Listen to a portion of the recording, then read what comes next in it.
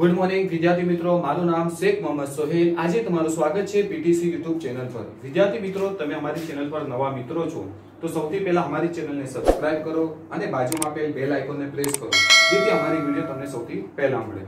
આજે આપણે ધોરણ 10 વિષય વિજ્ઞાન પ્રકરણ નંબર 6 જૈવિક ક્રિયાઓ વિશે અગાઉના ભાગની લિંક આપણે ડિસ્ક્રિપ્શનમાં આપેલી છે, તે ધ્યાનથી તમારે જોઈ લેવું। અગાઉ આપણે जैविक क्रियाओं में श्वसन जोई गया, त्यारबाद उत्सर्जन तंत्र जोई गया, त्यारबाद पोषण विषय जोई गया। हवे मनुष्य में जे वहन थाय छे ते केवी रीते थाय छे तेना विषे चर्चा करीए। अगत्यनो टॉपिक छे, ध्यान आपजो विद्यार्थी मित्रों, घणीवार बोर्ड में पण पूछाई चुक्यो छे, एटले के तमारुं ध्यान जरूर अचूक होवुं जोईए के वहन ते प्राणीओं में विविध पदार्थोना वहन साथे संकळायेला तंत्रने, એટલે કે જે પદાર્થ છે, જે આપણે જે પોષક દ્રવ્યો લઈએ છીએ, જે ખાવાનું આપણે જમવાનું જે જમીએ છીએ, તે સંકળાયેલા તંત્રોને પરિવહન તંત્ર એટલે કે જે વહનગીરી થાય છે, એક જગ્યાથી બીજી જગ્યા પર જે પહોંચાડવાનું જે તંત્ર છે તેને શું કહેવામાં આવે? પરિવહન તંત્ર। આપણે પરિવહન શબ્દ પરથી ખબર પડે છે કે ભાઈ એક જગ્યાથી બીજી જગ્યા પર કઈ વસ્તુ લઈ જાય છે। ત્યારબાદ આપણે જોઈએ કે ભાઈ પ્રવાહીના નામ, તો રુધિર અને લસિકા। રુધિર અને લસિકા જે છે તે પ્રવાહી સંયોજનો છે। તે એક્ચ્યુઅલી શું છે કે આપણા શરીરમાં રુધિર તો હોય જ છે, બરાબર, લાલ કલરનું। હવે જે લસિકા પણ છે એ પણ એક પ્રવાહી સંયોજક જ છે, પરંતુ જે પેશીની અંદર છિદ્ર શેપ હોય ને તેમાંથી તે અમુક અંશે પ્રોટીન વગેરે તે શું કરે છે, તેમાંથી શોષણ કરે છે।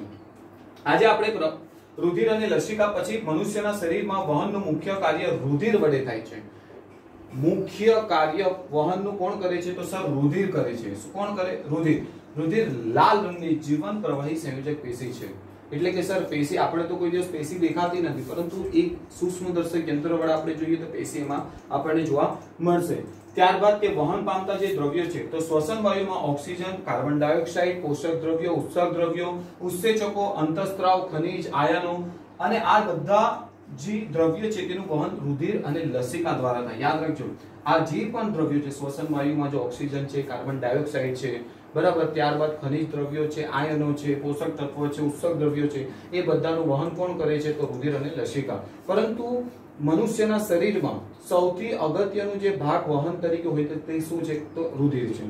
ત્યારબાદ મનુષ્યમાં વહન, તો મનુષ્યમાં વહન કેવી રીતે થાય છે તેના વિશે, તો ખોરાક, ઓક્સિજન અને નકામા પદાર્થનું આપણા શરીરમાં વહન રુધિર કરે છે। ખોરાક તરીકે ઓક્સિજન અને જે નકામા પદાર્થનું જે વહન છે તે કોણ કરે છે? તો સર રુધિર કરે છે। રુધિર એક પ્રવાહી સંયોજક પેશી છે, અત્યારે જ આપણે ભણી ગયા। રુધિરમાં એક પ્રવાહી માધ્યમ છે જેને પ્લાઝમા એટલે કે રુધિર રસ કહેવામાં આવે છે। રુધિર જે બ્લડ છે આપણું લોહી જે કહેવાય છે, તે એક એમાં જે કન્ટેન્ટ રુધિર રસ જે રહેલો છે તેને આપણે પ્લાઝમા તરીકે ઓળખવામાં આવે। તેમાં કોષો નિલંબિત હોય છે।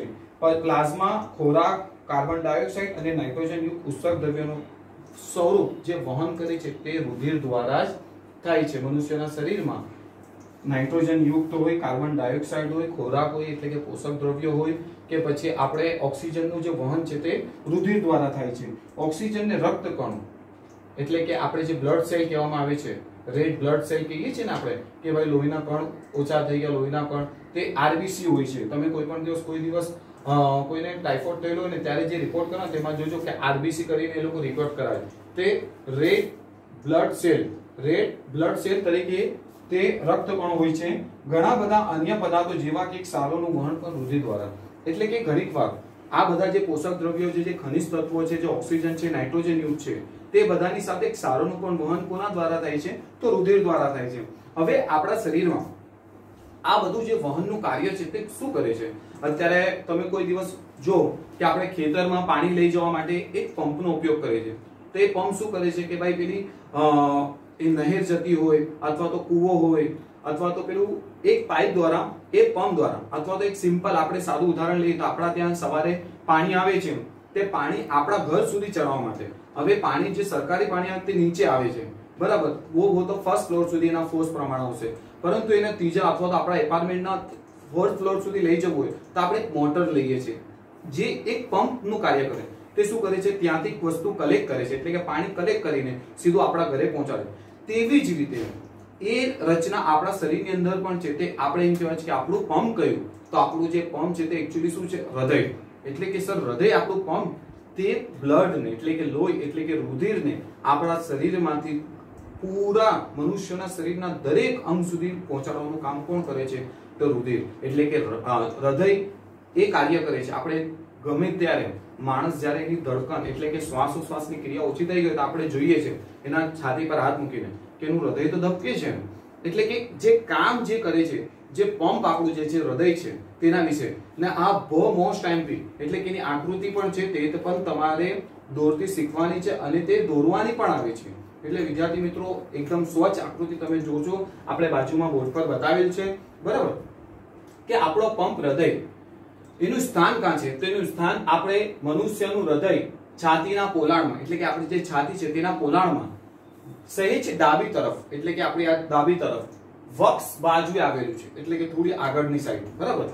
કદ તે લગભગ એક મુઠ્ઠી એટલે તમે એક હાથમાં લો તો એક મુઠ્ઠી જેવો તેનો આકાર દેખાય. તમે આ જે હૃદયની જે મોટી આકૃતિ દેખાય છે ને તે આપણને દેખાવા મોટું છે એટલે એને આપણે ઝૂમ કરી દીધેલું છે.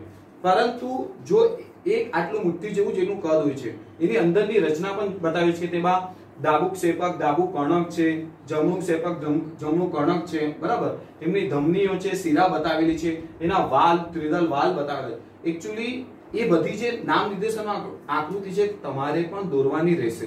એટલે એની ઘણીવાર તમે પ્રેક્ટિસ કરશો તો જ તમે સારી રીતે એને પરીક્ષામાં તમે દોરી શકશો. ત્યારબાદ આપણે હૃદયના ખંડો.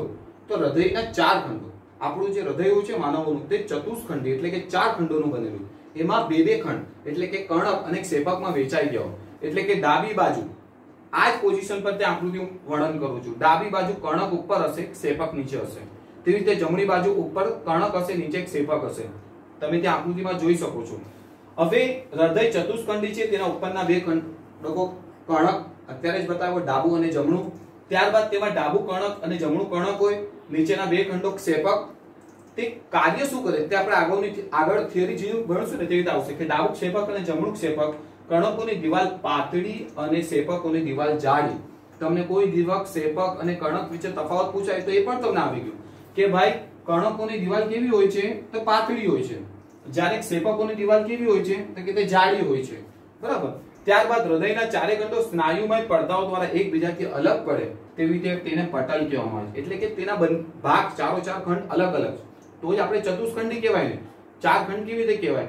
આપણા ઘરમાં 4 ઓરડા છે સર મારા ત્યાં, તો તમારા વચ્ચે કોઈ દિવાલનો પાર્ટ હશે તો આપણે તેને ઓરડો અથવા ખંડ કહી શકાય, બરાબર ને.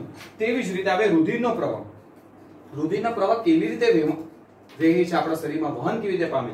તો રુધિરનો પ્રવાહ ડાબા કર્ણકમાંથી એટલે કે ડાબી સાઈડમાંથી તે ડાબા ક્ષેપકમાં એટલે કે ડાબા કર્ણકમાંથી ડાબા ક્ષેપક એટલે ક્ષેપક નીચે છે, કર્ણક ઉપર છે એટલે કે ડાબા કર્ણકમાંથી ડાબા ક્ષેપકમાં એટલે કે ઉપરથી નીચેની સાઈડ, અને જમણા કર્ણકમાંથી જમણા ક્ષેપકમાં એટલે કે જે જમણી બાજુને કર્ણક છે તે જમણા ક્ષેપકમાં નાખે છે. હવે વાલ્વ, તમે પેલી સાઈડ જે ક્ષેપકની વચ્ચે જે છિદ્ર દેખાય છે તે દ્વિદલ વાલ્વ. દ્વિદલ એટલે કે બે વાલ્વ હોય છે. આ સાઈડ એટલે કે જમણી બાજુની જે વાત કરી છે તેમાં ત્રિદલ એટલે કે 3 વાલ્વ જેવા કન્ટેન્ટ છે કે ડાબા કર્ણક અને ડાબા ક્ષેપક વચ્ચે દ્વિદલ વાલ્વ. આપણે યાદ રાખવા જેવી વસ્તુ છે. જમણા કર્ણક અને જમણા ક્ષેપક એટલે કે આ જમણી બાજુ જે છે તેમાં ત્રિદલ વાલ્વ હોય છે. આ દરેક વાલ્વ પોતાની બાજુના ક્ષેપકમાં ખુલે છે એટલે પોતાની બાજુમાં જ ખુલે છે અને રુધિરને કર્ણકમાંથી ક્ષેપકમાં પ્રવેશવા દે છે. રુધિર હંમેશા યાદ રાખજો, તમને કોઈ પૂછવામાં આવે કે ભાઈ રુધિરનું જે વહન છે તે કઈ સાઈડથી, તો તે ડાબા કર્ણકમાંથી ડાબા ક્ષેપકમાં જાય છે એટલે કે કર્ણકમાંથી ક્ષેપકમાં જાય, પરંતુ ક્ષેપકમાંથી રુધિરને કોઈ દિવસ કર્ણકમાં પાછું ઠાલવામાં આવતું નથી એટલે કે ત્યાં જતું અટકાવે છે. એટલે વિદ્યાર્થી મિત્રો તમને વહેવાણ પૂછે એટલે કે ભાઈ એનું વહન બતાવો રુધિરનું, તો તે ડાબા કર્ણકમાંથી ડાબા ક્ષેપકમાં એટલે કર્ણકમાંથી ક્ષેપકમાં જાય, પરંતુ ક્ષેપકમાંથી પાછું તે કર્ણકમાં જતું નથી. ત્યારબાદ આપણે જોઈએ કે હૃદયના જમણી તરફના ખંડોમાં ઓક્સિજન વિહીન અને ડાબી તરફના ખંડોમાં ઓક્સિજન યુક્ત. સર આ વિહીન અને યુક્ત એટલે? વિહીન એટલે કે ઓક્સિજન વગરનો અને યુક્ત એટલે કે ઓક્સિજન વાળો. એટલે કે હૃદયની જમણી તરફના ખંડોમાં ઓક્સિજન વિહીન અને ડાબી તરફના ખંડોમાં ઓક્સિજન યુક્ત. સર ડાબી તરફ એટલે? જમણી તરફ એટલે કે આ સાઈડ એટલે કે આકૃતિમાં જમણી તરફ આ છે એટલે ત્યાં ઓક્સિજન વિહીન છે એટલે કે આ સાઈડ ઓક્સિજન નથી. જ્યારે પેલી બાજુ જે છે, બરાબર, ત્યાં તમારા ડાબી તરફના ખંડોમાં ઓક્સિજન યુક્ત રુધિર આવે છે. ચતુષ્ખંડી હૃદય ઓક્સિજન યુક્ત રુધિરને કાર્બન ડાયોક્સાઇડ યુક્ત રુધિર સાથે મિશ્ર થતું અટકાવે છે. એટલે કે જે ઓક્સિજન વાળું જે રુધિર છે તેને કાર્બન ડાયોક્સાઇડ સાથે મળતા અટકાવે છે. કોણ અટકાવે છે? તો હૃદય. ચતુસ્કંધી જે હૃદય છે તે, કેમ કે જો એકવાર તે ઓક્સિજન યુક્ત રુધિર જે છે તે એકવાર પ્રવેશ કર્યો ત્યાં ક્ષેપકમાંથી તે પાછું કણકમાં જતું નથી. હવે જે કાર્બન ડાયોક્સાઇડ વાયુ છે તેની સાથે મળી જાય તો આપણા શરીરમાં જે શ્વાસોશ્વાસની ક્રિયા છે તેમાં તકલીફ પડી શકે. એટલે કુદરતની કેવી એક રચના છે કે ઓક્સિજન યુક્ત જે રુધિર જે છે તે કાર્બન ડાયોક્સાઇડ સાથે ન મળે તેનું કામ કોણ કરે છે? તો રુધિર કરે છે. હૃદય કરે છે. ત્યારબાદ આપણે અગાઉ કે ફેફસામાં ઓક્સિજનમાં જે રુધિરનો પ્રવેશ જે છે, આપણા જે ફેફસા છે તેની આકૃતિ આપણે અહીંયા બોર્ડ પર બતાવેલી છે, બરાબર, કે ફેફસામાં ઓક્સિજનનો રુધિરમાં પ્રવેશ એટલે કે રુધિરમાં પ્રવેશ એટલે કે જે રુધિરનો જે પ્રવેશ છે તે ફેફસામાં કેવી રીતે થાય છે તેના વિશે આપણે કે હૃદયના જમણા તેમજ ડાબા ખંડોમાં વહેંચવાની રીત ઓક્સિજન યુક્ત અને ઓક્સિજન વિહીન. એટલે કે જમણી બાજુ આપણે જોયું કે ઓક્સિજન વિહીન હતું ને ડાબી બાજુ પેલી સાઈડ જે હતું તે ઓક્સિજન યુક્ત હતું. તે મિશ્રિત થતું અટકાવવા માટે લાભદાયક છે ને લાભદાયક. જો લાભદાયક ના હોય તો આપણા શરીર માટે નુકસાન કરતા હોય. પક્ષી અને પ્રાણીઓમાં વધુ ઉર્જાની જરૂરિયાત માટે આ પદ્ધતિ ખૂબ જ લાભદાયક. કેમ? પક્ષીઓ અને પ્રાણીઓને, જે સસ્તન પ્રાણીઓ છે, જે પક્ષીઓ છે, બરાબર, જે સજીવ જે છે તે લોકોને કેમ જરૂર? કેમ કે એ લોકોને ઉર્જા મેળવવા માટે, પોષક દ્રવ્યો માટે કંઈ કામ કરવું પડે છે. વનસ્પતિઓમાં એ પોતાની જાતે જ બધું બનાવી લે, પરંતુ પક્ષી અને જે પ્રાણીઓ જે છે, સસ્તન પ્રાણીઓ જે છે તે પરાવલંબી છે, બરાબર ને? એટલે કે શરીરના તાપમાન જાળવી રાખવા માટે નિરંતર ઉર્જાની જરૂરિયાત સ્વાભાવિક છે. ઉભયજીવી પ્રાણી, સર ઉભયજીવી પ્રાણી આપણે અગાઉના ધોરણમાં ભણી ગયા છે કે ભાઈ દેડકા હોય તે જમીન પર પણ રહી શકે અને પાણીમાં પણ રહી શકે, એટલે તેને ઉભયજીવી. કે સરીસૃપ એટલે કે જે પેટથી સરકતા હોય, જેમ કે સાપ, ગરોળી જેવા પ્રાણીઓમાં ત્રિખંડીય હૃદય. સર આ ત્રિખંડીય એટલે કે આપણું ચતુષ્ખંડીય હતું ને આમાં ત્રિખંડીય એટલે 3 ખંડ હશે. તેઓ ઓક્સિજન અને રુધિરના પ્રવાહને કેટલીક હદ સુધી મિશ્રિત થવાની ઘટનાને સહન કરે છે. એટલે કે શું થાય છે કે આપણા ચતુષ્ખંડીની અંદર રુધિર અને ઓક્સિજનનો જે પ્રવાહ છે તે સાથે ભેળીને જાય છે. આ લોકો થોડીક સમય માટે એ ઘટનાને શું કરે છે? સહન કરે છે.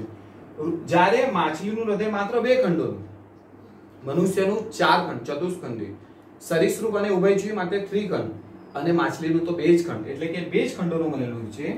તેમાં રુધિર જાલરોમાં મોકલવામાં આવે છે.